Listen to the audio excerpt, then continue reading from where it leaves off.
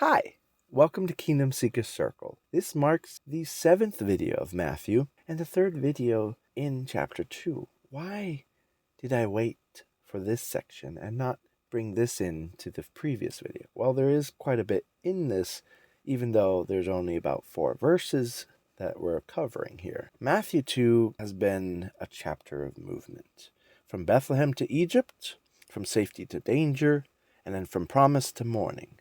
And now in Matthew 2:19 through 23, the movement continues, but this time towards settlement. This short passage resolves the opening chapters by answering the final question: where will the Messiah grow up?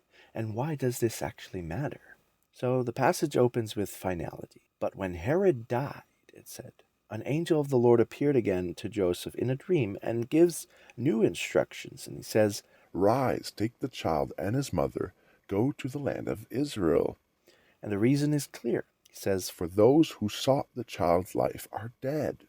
So Joseph obeys and returns. But upon hearing that Archelaus reigns in Judea, he is afraid. Once more Joseph is warned in a dream, and he withdraws to Galilee, settling in a city called Nazareth. Matthew then interprets the move, so that what was spoken by the prophets might be fulfilled, that he would be called the Nazarene. So the passage ends there, quietly, but decisively. Matthew continues to emphasize God's guidance through dreams, reinforcing that Jesus' early life unfolds under divine direction, not human planning. And the repeated phrase, take the child and his mother, this phrase remains unchanged, showing continuity in God's purpose, even as circumstances shift.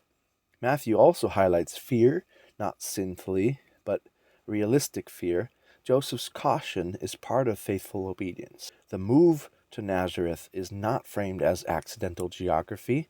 It is the final shaping of Jesus' identity before he begins his public ministry. Matthew does not cite a single prophet by name because this fulfillment is thematic, not verbatim. Called a Nazarene points to obscurity, humility, low expectation. Matthew presents this not as a problem but as fulfillment. Herod is gone, and the kingdom is not restored. Herod's death does not usher in peace or righteousness. The danger shifts but does not disappear. This reinforces Matthew's message. The problem is bigger than one ruler. It is systemic. Nazareth is an unexpected ending to this journey. After promises to Abraham, after the throne of David, after prophecies and stars and exile, the Messiah grows up in Nazareth. Matthew wants us to feel this contrast. God's king does not emerge from prestige, but from hiddenness.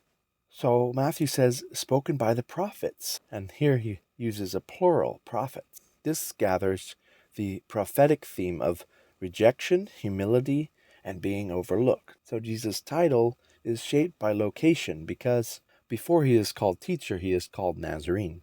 Matthew 2 ends how Matthew 1 prepares us. God works through obedience, promise unfolds through weakness, the Messiah's identity contradicts expectation.